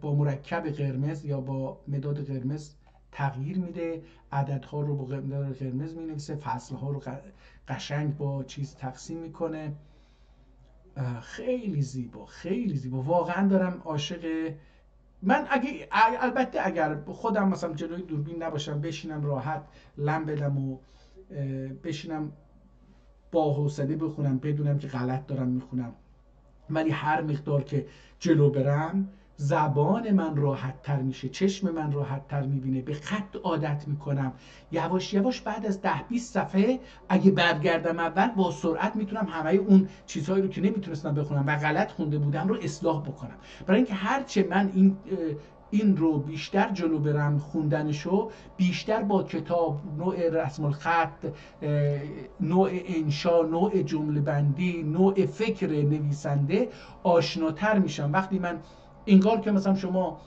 وارد یه شب تاریک بشید جهل به این میزان ماشینتون رو پشت فرمان بشینید ماشینتون رو میخواید روشن بکنید توی جاده ببرید ولی ماشین چراغش خرابه کار نمیکنه حالا شما در این شب تاریک در میان این بیابان تاریک با ماشین بدون چراغ میخواید راه برید و نمیدونید کجا میرید جی پی اس هم ندارید که براتون بگه راه مثلا کجاست ما الان جهلمون دقیقا اینه همینه در یه جایی به این عظمت و گرفتاری وارد چیز شده. نگاه کنید باز دوباره در اینجا یه جدول دیگری هستش که واه ببینید در رابطه با روز و ماه و سنه altın 319 nisfiye 1 Rabi'e 1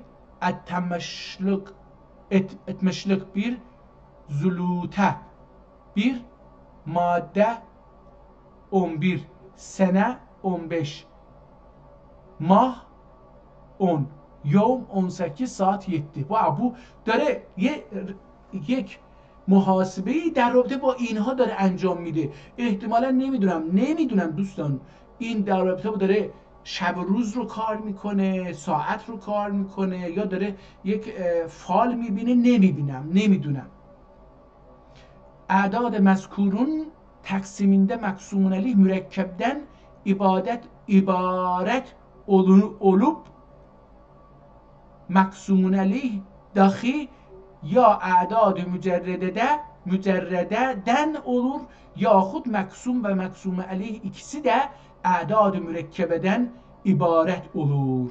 مثلا نگاه کنید من عبارت رو قبلا عبادت خونده بودم، فکر میکردم اونجوری، الان دیگه مقسوم. یعنی دقت بکنید اینجا داره در مورد یه چیزهایی چند تا فاکتور رو داره جمع میکنه. نگاه کنید 1 2 3 4 5 6 7 8 9 10 10 دانا 10 تا عامل دخیل در یک عملیات ریاضی رو داره با هم کار میکنه.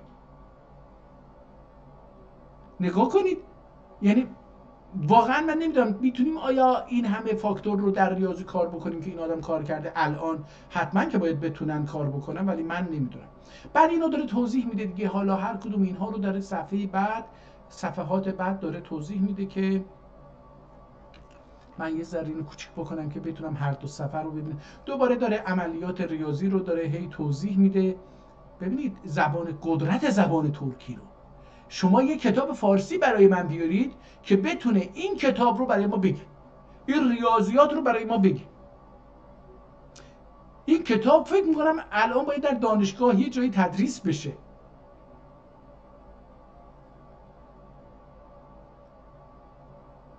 یعنی این کتاب صفحه نداره که من بدونم که صفحه چندشه، صفحه گذاری نشده. در قدیما اینجوری بودن که کتاب رو صفحه گذاری نمی‌کردن. اصلا که مثلا نگاه کنید، برای اینکه اگر کتاب یهو صفحه هاشش، البته صفحات رو اینا با چسب نمی‌چسبوندن که در بره، با نخ می‌دوختن صفحه های کتاب رو به هم که پاره نشه و جدا نشه. یعنی خیلی محکم و سفت بود، مثل چسب نبود که یهو مثلا کتاب ورقاش در بیاد. که من اخیراً کتاب خریدم تمام ورقاش در اومده، آدم نمیدونه باش چیکار بکنه. چجوری میفهمیدن صفحه بعد رو؟ اگه یه روز این کتاب صفحه هاش در میرفت، از طریق این حرفایی که اینجا، کلماتی که این پایین هر صفحه نوشته میشد، نشون میداد که کلمه صفحه بعد با چی کلمه آغاز میشه. نگاه کنید در اینجا نو نوشته شده، نو burada da نو اومده، نو معلوم bir واحد کسریدن اقل olmak üzere cezri istihraç ölünmesi murad olunsa, mesela mürebbe tam olmayan 2 adet sahihin. Hala çok güzel. احتمالاً برتعید ندید bilmirəm yani. Bəli, burada mürəbbəi. Bu mürəbbəidir. Burada altına nokta düşüp اینجا زیرش یه نقطه گذاشتن. دوباره ببینید همینجوری داره میاد. ببینید که آیا یه فصل دیگه هستش که به غیر از ریاضی باشه که داره ادامه میده. ممکن olur 10. باب. این گفته بود 11 باب داره دیگه، 11 فصل داره. الان ما داریم کتاب رو داریم به آخراش نزدیک میشیم و الان به فصل 10 رسیده. مجرد دینیلر. اگه این رو بخونیم، اگه من این رو بخونم، از نظر ریاضی بالا میرم، از نظر ادبی نویسی و ترکی نویسی هم بالا میرم. چون کلماتی که الان فارسیزه شده در زبان ما تحت تاثیر 100 سال گذشته در تحت تاثیر زبان فارسی از بین رفته یا فارسیزه شده، اونها اینجا دیگه نیست. مثلا نگاه ایندی، ما ایندی میگیم، ایندی میم شده به نون تبدیل شده. معلومه که در زبان ترکی میم به نون بدل میشه، نون به میم. ایندی ایندی. دقت میکنید؟ شاید هم ایندی کوچه و بازاریه، ایندی علمی یا ادبیشه. نمیدونم خیلی جاهلم. مثال ثانی، حالا یه مثالم میزنه که بتونه 720 عددی شول همین شو بچه üzre 3 qismə təqsim ölünə ki, qism əvvəlin qism saniyə nisbəti 4-dən 3 ola və qism saninin qism salisə nisbəti ikinci qismətin üçüncü qismətə nisbəti 6-5 ola. Pəs qism əvvəl vahid fərz öləndə çox gözəl. Hər yerdə yetişirəm, çətin yerə oxuya bilmirəm, neynirəm? Onu üstündən geçirəm də, yəni istəmirəm sizdə yorum. Dostlar, kitab qutardı, riyazi idi bu. Kitab qutardı, çox da gözəl, bilmirəm nə vaxtı danışıram. İcazə buyurun gedim, bir dana daha bir kitab tapım, bir ayrı şeydə, bir qıssa. Bu kitab nədir? Tibbi İslami. Tibbi İslami dostlar. Bir dana kitab tapdıq Tibbi İslami haqqında. Görək ki, Bismillahirrahmanirrahim. İzqalə Yusuf li əbihi ya əbəti inni rəeytu əhədə əşri kavkəbən və şəmsə vəl qəmərə rəeytəhum li sacidinə sadaqallahul əzim. اول آیه قرآن رو میخونه از سوره یوسف که خوابش رو داره برای پدرش تعریف میکنه. بعد صدق الله العظیم رو میگه، یعنی آیه تموم شد. الجبار و بلغ رسوله الکریم المختار و نحن على ما قال خالقنا و رازقنا من الشاهدین. السلام کتاب bu kitap. اوکی، تا اینجای کتاب دعاست. السلام Gırgılleti 46 yaşında geldi. Peygamber hala اینجا میگه Mineşşahidine salam. 46 yaşında Hazreti Muhammed'den danışır. اینجا در مورد حضرت محمد داره صحبت میکنه. میگه که در 46 سالگی geldi etmiş 3 yıl müemmer oldu. 23 sene nübüvvet ile geçirdi. Bakın حالا داره در مورد چی صحبت میکنه؟ گفتیم در مورد اسم کتاب چی بود؟ ببخشید من ببینم میتونم خارج بشم. طب اسلامی. ننوشته که چه سالیه، فقط نوشته 118 صفحه است. خب دوستان ببینید این داره از همین اول بعد از اینکه چیز رو خوند و در رابطه پیغمبر اینا داره صحبت میکنه، میگه که 23 sene nübüvveti ile geçirdi. 23 سال هم با نبوت سپری کرد. ondan dünyadan به آن سبب dünyadan نقل eyledi. دیگه یعنی گذالده دا، یعنی پیر شد و به اون دلیل هم از دنیا نقل کرد، گذشت، رفت. ایمدی یعنی ایندی، ما میگیم ایندی. ترکیده الان biz diyoruz ایندی. ما الان کلمه‌ای که در کوچه و بازار به کار میبریم ایندی هست، اما در اینجا که این کتاب چه تاریخی نوشته شده ایندی یعنی اکنون. هر کسا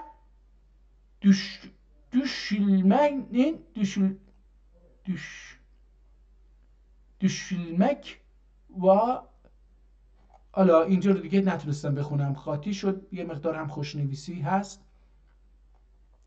خب بذارید ببینم این کتاب. حالا ببینید کتاب بعدی رو اینجا یه کتاب دیگه هست، این یه کتاب دیگه هست، این یه کتاب دیگه هست، همه اینا ترکیه. من حالا اینو با اجازهتون خاموش بکنم، بیام اینجا ببینم. نمیدونم میخواید این طب اسلامی رو براتون بذارید اینو دانلود بکنم، اینو هم نشون بدیم. 118 صفحه است. یه کتاب دیگه اینجا بوده، روایتler 566 صفحه. روایت ها رو اینجا جمع کرده این نویسنده در 566 صفحه. اینجا دانلود میشه کرد. اینجا این کتاب چی هست؟ رساله منظوم جبریه. این یک رساله در سال 1301، درست 350 سال پیش، 450 سال پیش نوشته شده. نه ببخشید، 150 سال پیش نوشته شده. 224 صفحه داره. این یک رساله، یک کتابی هست که با شعر در رابطه با چی هست؟ موضوعش جبریه هست. حالا جبریه یا علم جبره یا در رابطه با فلسفه هست، فلسفه جبر، یا یک ایدئولوژی در اون زمان حاکم بوده به نام جبریه، یا در مورد آن داره. حالا من برگردم ببینم کتابی که می‌خواستیم طب سنتی دانلود بکنیم دانلود شده. بله، اینو باز کردیم. یه عکسی از کتاب، جلد کتاب گذاشته، الذین آمنو احتمالاً هست، آشا و حنه عرب، احتمالاً این یه شعاریه که داخل جلد نوشته شده. اونهایی که ایمان آوردن زندگی میکنند و شادند. حنه فکر میکنم شاد باشه. اینجا کجاست؟ یازمان برشالر. این احتمالاً در ترکیه اندکس شده، کتاب شده. خط خیلی جالبی داره و این خیلی بهتر از اون عکسی که اول دیدیم. بذارید بریم ببینیم چی میگه. اسرائیل علیه السلام، عزرائیل علیهم السلام و سایر ملائکه و رضوان و پیغمبرler صلوات الله علیه نبینا و علیهم اجمعین، عرشی و کرسی، kökler و اوچماق. الان ما میگیم اوچماق دیگه، یعنی بعضیا که میمیرن تو ادبیات خوب استفاده میکنن که این uçmağa gitti، یعنی uçtu، onun ruhu uçtu gitti. جسمی جدی torpağın altına، یعنی تنش میره زیر خاک اما روحش uçur، یعنی پرواز میکنه میره. حالا اینجا میگه که kökler و uçmak، تمو و صراط. حالا بعضی جاهاشو دیگه نمیتونم بخونم، میخوام ببینم رسم ببینم که در مورد چی داره صحبت میکنه. 5. 4. اینجا 4. لوح محفوظ و این داره در رابطه با حالا اون چیزا صحبت میکنه که دینی احتمالاً. 2. حالا 20. 9. 20. 19. 19. 20. Bol gait hadis necisi olan şey üzerine اوکی. حالا از یه جایی به بعد شروع میکنه در رابطه با بدن صحبت میکنه که بذارید ببینم من اونجا قاضی، خلیفه، امام، خطیب، علما، مؤذنی، طبیب و رنجور ve gurbani küdmek 14. Galemden deyür müshafname mürekkep kurman 15.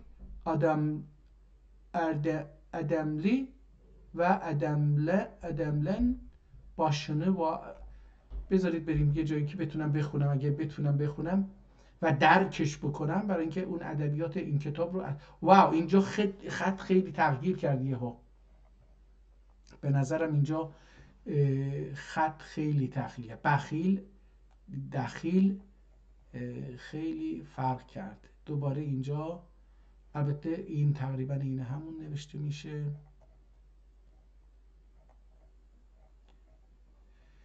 اگه بتونم یه جاشو بخونم بفهمین که در رابطه با چی. باب 4. kim ne lوح محفوظ görse onun ilmen اوکی. نمیتونم اینو بخونم اصلا. هم ترکیشو نمیتونم بخونم، همین که kimle sendel kafur kul suyu körse kafur kul suyu görse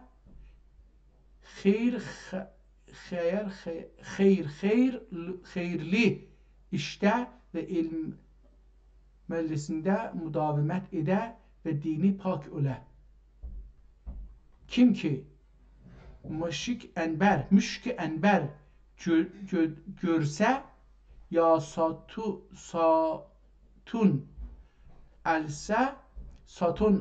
alsa ada ise odet ale hut. çok تخصصی bir şeydi آقا، این یه چیز تخصصی هست، من فهمی از کلماتش ندارم. حالا ببینید در رابطه با طب اسلامی یه کتابی نوشته شده، ببینید اومده آدم با ماژیک یا با یه مداد قرمز هم اومده دورش خط کشیده که این رو جدا بکنه از، اگر کسی حاشیه نوشت نذاره اونجا چیز بشه. خب من برای اینکه سوادمون در این حد نیست از اینجا خارج بشیم، یه کتاب دیگه پیدا بکنیم. طوبی له و حسن مآب، یه کتابی هست در رابطه با این قضیه، ببینیم این چی هست.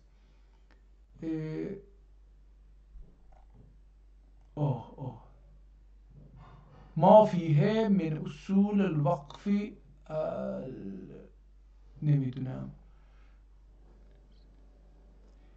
خاتمه مراتب جمیع مرسلین، سردار قافله انبیا سروری، سبحان الذی اسری محبوب جناب حضرت خدا. اجازه بدید که من میتونم اینو دانلود بکنم، ولی بذارید بریم یک کتاب دیگه که من بتونم بخونم. عاشق پادشاه دیوانه، عاشق پاشا دیوانه. این در سال 1130 نوشته شده، حدود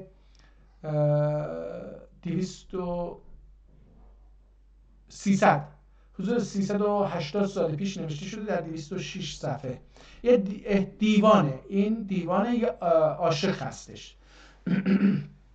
در قدیم عاشق رو با عین می نوشتن ظاهرا، ما الان با الف می نویسیم، دوستمون هم همین کار کرده. بذارید ببینم در اینجا یک صفحه رو ببینیم چی هست. اولش که فصل فی اللواء الحمدی لرسول الله علیه الصلاة والسلام من محمدیه. اولش که در رابطه با اینکه در رابطه با حضرت محمد داره شعر میگه و اونو داره تغییر و تقدیس میکنه. بعد بسم الله الرحمن الرحیم. دکلا عمدی اشبویرده neçə kərdigar, neçə sənət göstərir meydanda ol پروردگار. شعر رو نمیتونم بخونم.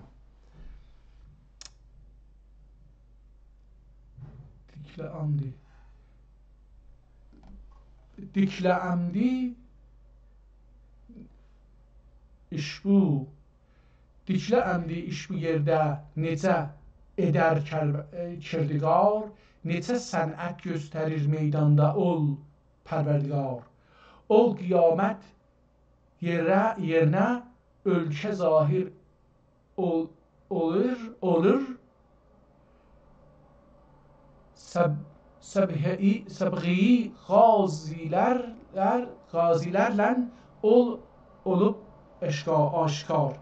نه من نمیتونم.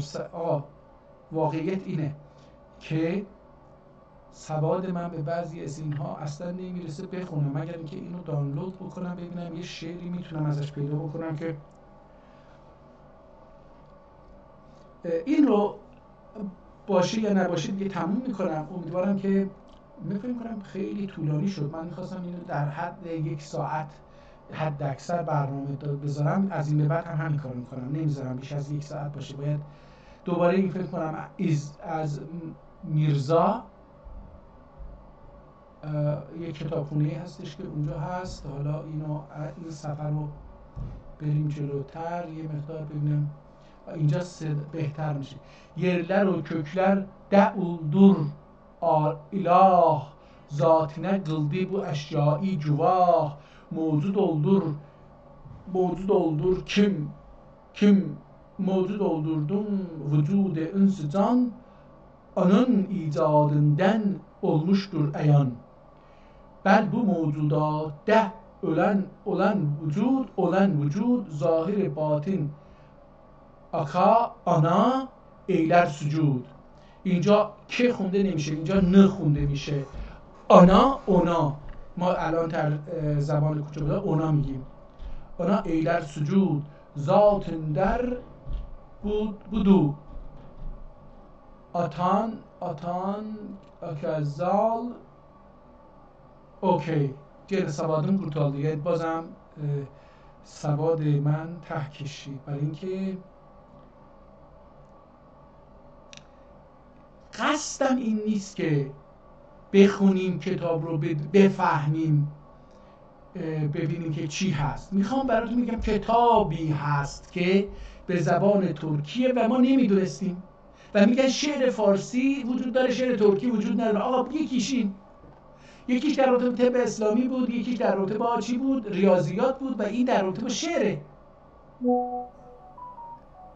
و جالبه بازم عرض کردم ببین زبان شعر امروز ما چون زبان در طول تاریخ تغییر میکنه، جغرافیا تغییر میکنه. آقا وقتی که شعر فارسی مثل فردوسی و حافظ و سعدی زبانش مثل زبان امروز باشه یعنی دروغه. و اینی که زبانشو من ترکم ولی نمیتونم بفهمم دو تا علت داره. یکی این که آقا منو نذاشتن ترکی بخونم، من سوادم صفر، زیر صفره. دوم این که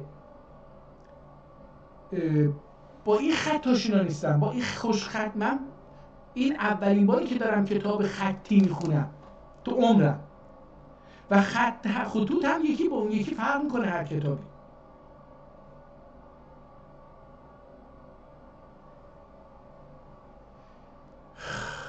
حالا این در هر صفحه اومده یه خط کشیده، داخل خط قرار داده شعر رو مصرع شعر رو از هم جدا کرده که قاطی هم نشن و خوشگل دیده بشن. اولدور جبار حی لا یموت قادر و قیوم فرد لا یفوت. وصف ذاتی قل هو الله احد هم صفات پاک الله الصمد. واحد فرد و قدیم لم یرک رازق الارزاق وهاب ازل.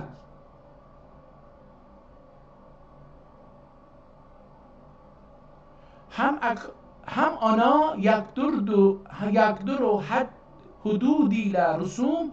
هم آنا یقدر حدودی لرسوم هیچ احاطه علم از آنی علوم.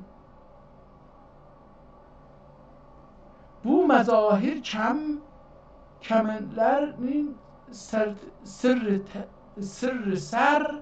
حالا اینجا نمیم سر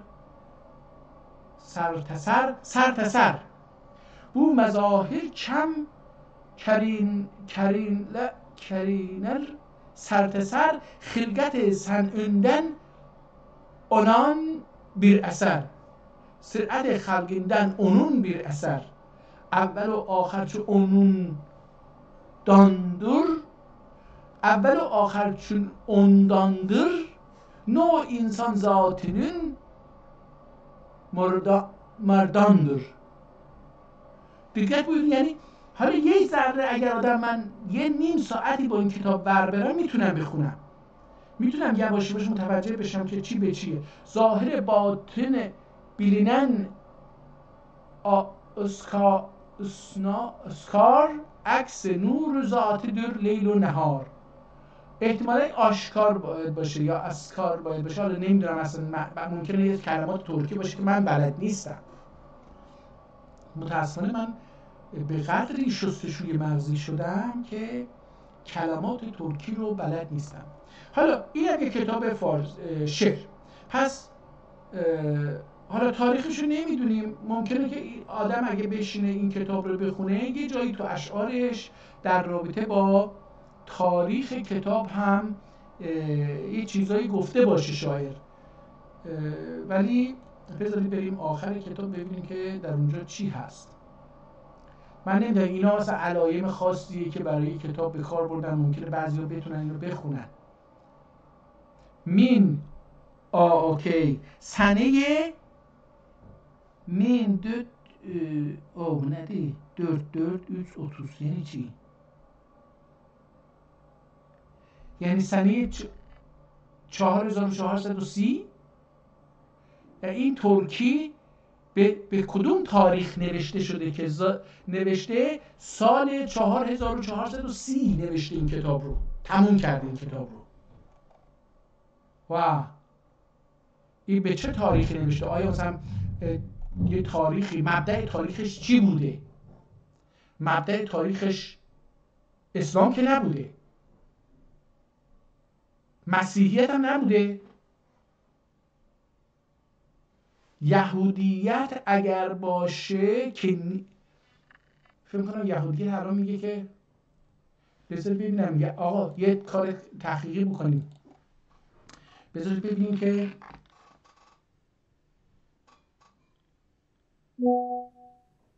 بذارید بنویسیم چی بنویسیم که یهودی رو بیاریم. تاریخ امروز بر اساس تاریخ یهودیت، ببینیم یه چیزی میاره. اصلا بررسی تاریخ فعلی فلان، تقویم عبری، تاریخ امروز ایران امروز چندم حساب میشه، تاریخ فلان، تاریخ امروز چندم حساب میشه، تقویم عبری، دانشکده یهود، مطالعات یهود. بذارید ببینم اگه بتونم یه تاریخی رو در بیاریم، این مبنای تاریخیش چی بوده.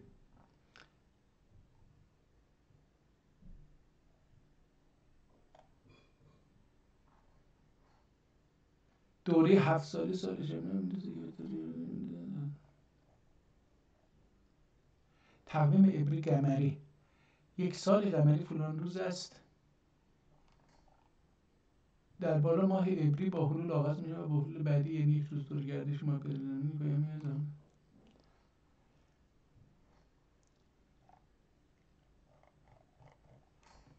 سال بر حسب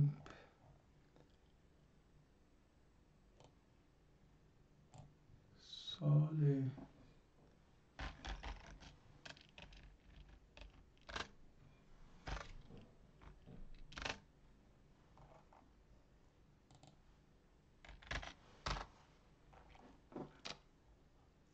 اگر بتونیم اینو بیاریم، یا یهودی باید باشه یا یک سال دیگه. گاه شمار به همون یهودیان، ببینیم در گاه شمار به تقویم یهودیان چی هست. مثلا تقویم ابتدایی ترین تقویم شمار میره تمدن آنها در 4000 سال پیش تقویم منظمی. اوکی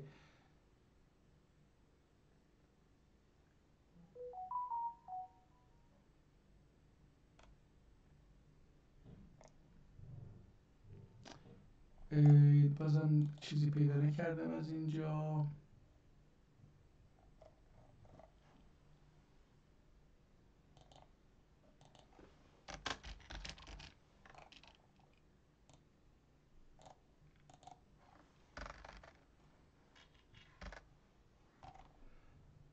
اینجا به تقویم یهودیت بنویسیم ببینیم که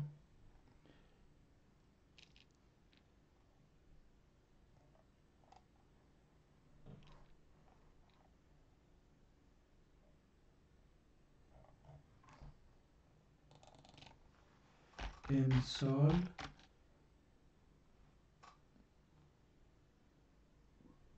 بر اساس تقویم یهودی چند چی؟